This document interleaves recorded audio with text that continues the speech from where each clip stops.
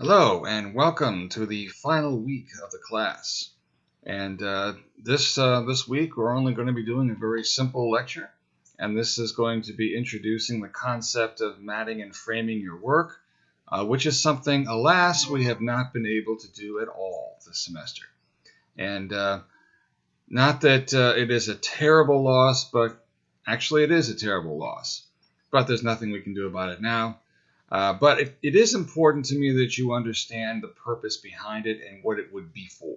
So to start with, matting and framing is basically the opposite of what we've been doing all this time since the coronavirus. Basically, everything has been digital, everything has been virtual, and that is the one thing that matting and framing is not by its very design.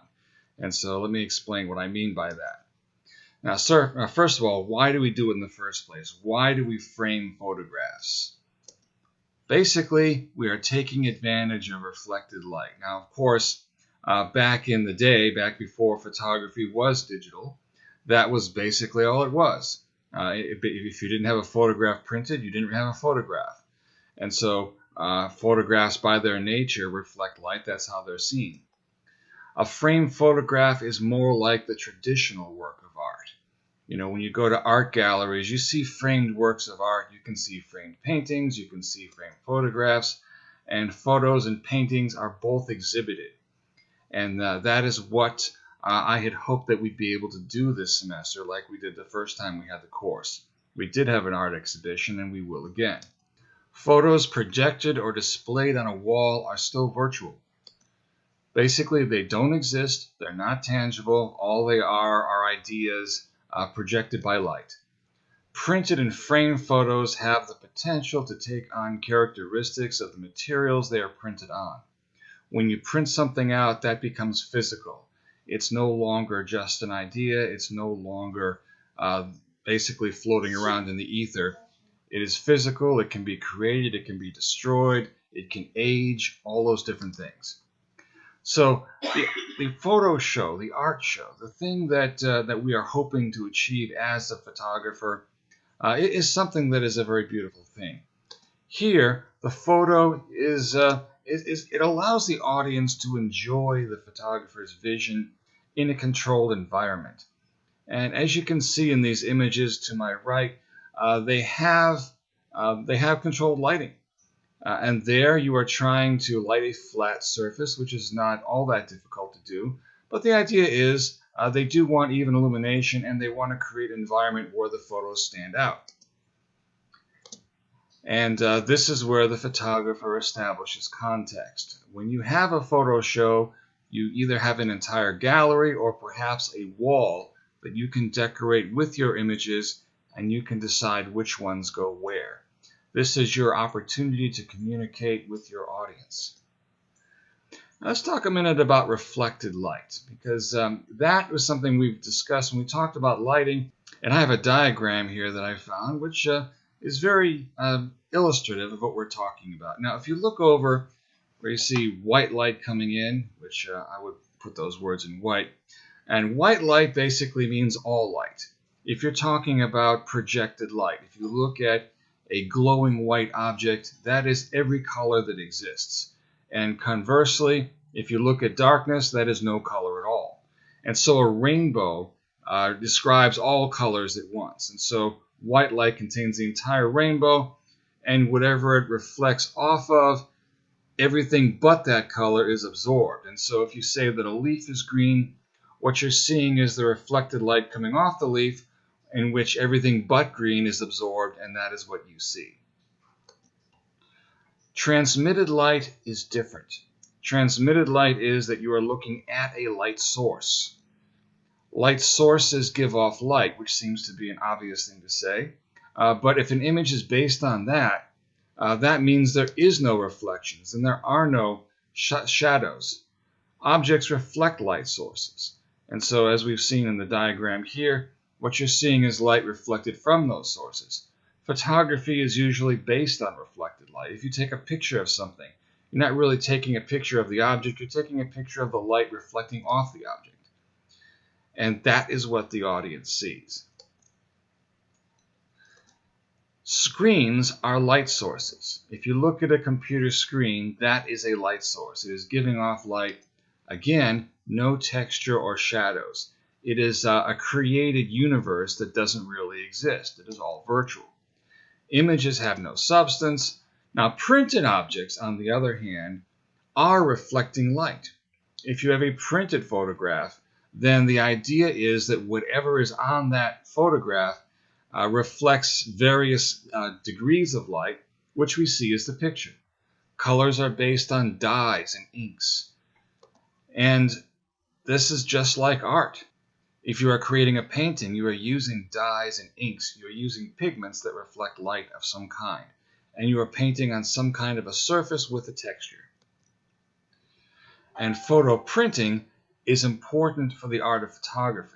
Again, you have to create the right background, you have to create the right texture, and you have to create those pigments.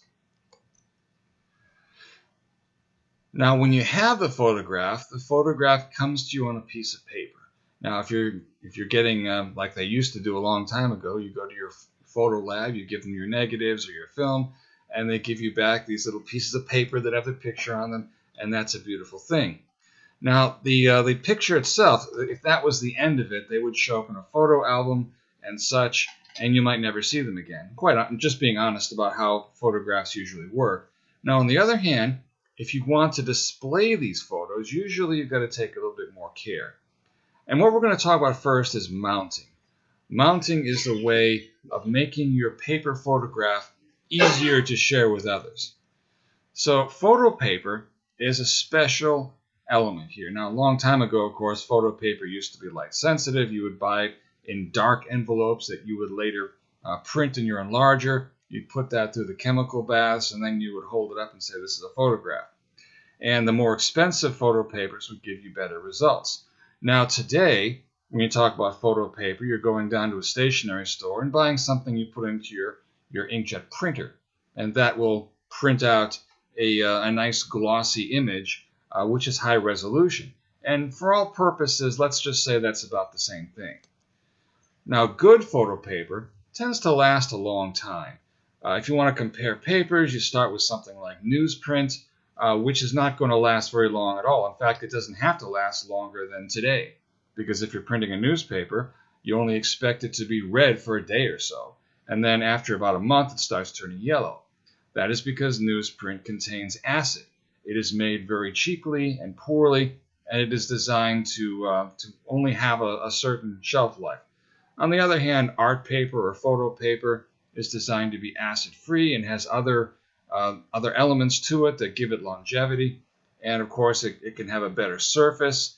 It can be better designed overall for its purpose. And good photo paper will have a neutral surface. It will have a nice surface that doesn't overly reflect and doesn't have too much texture unless that's what you're looking for. Papers can be creased and wrinkled and folded, however, which becomes the problem. When you print out your photo, if it's only like the size of your hand, that's probably not going to be much of an issue.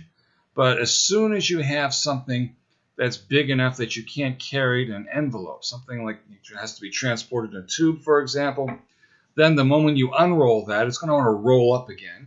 And if you try to stop it from rolling up again, you're going to bend it, and it's going to have little cracks in it and creases and everything like that. And then you pretty much lost the magic of the whole thing. And so that is why we have this substance called foam core. Now, this isn't the only substance you can use.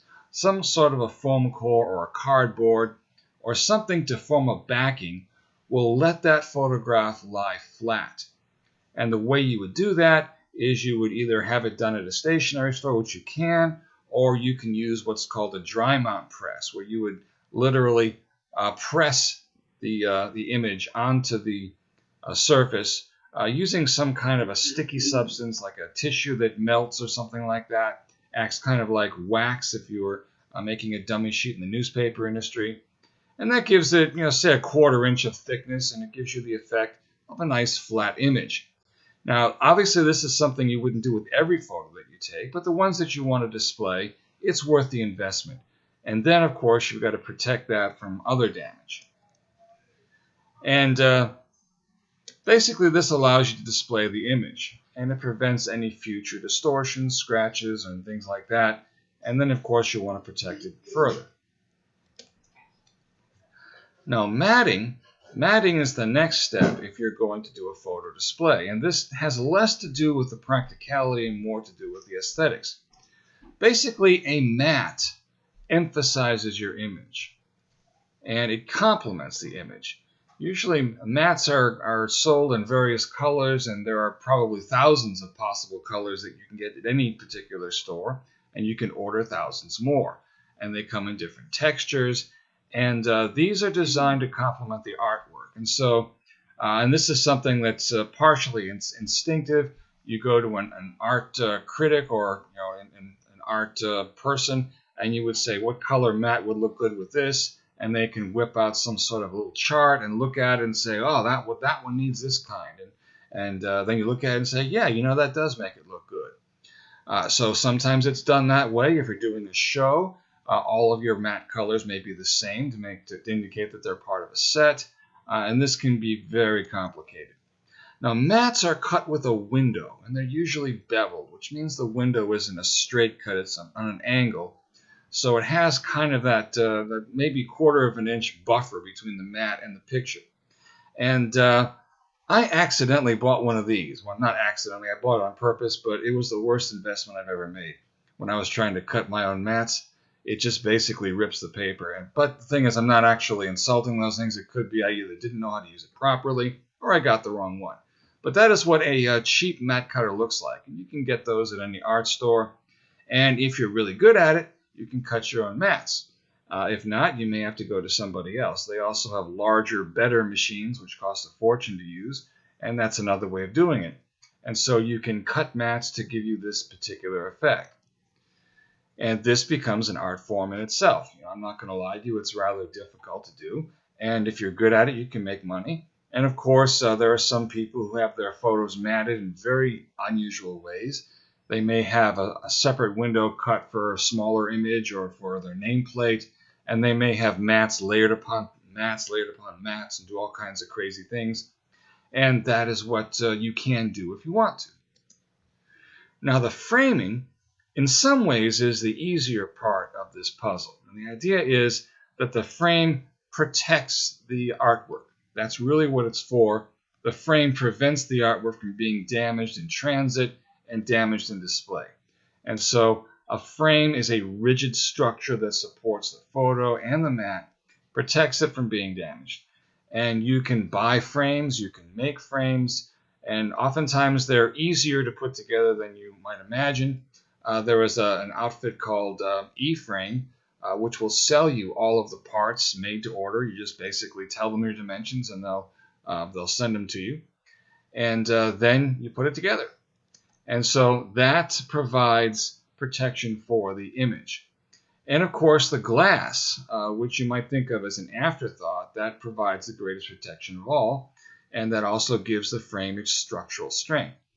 And so when you put that all together, you've got a nice, stable, protected artwork. And of course, then you hang it up on the wall with a frame wire and whatever else that you're using. And that provides the basis for your display. And that's about it, folks. That's about it. So at this point, we have the art show. And that is what we would do if we could. And I'm not saying that this is easy. It's not cheap either, because these materials cost money, whereas it costs virtually nothing to put your image up on the internet. But that is the reality of it. And so I want you to be aware of the process and the purpose of these things. But this is as far as we can go this particular semester. And so, again, this is the final lecture of the course. This is where we're leaving it. And I hope you enjoyed the ride, and I hope we can do more work again in the future.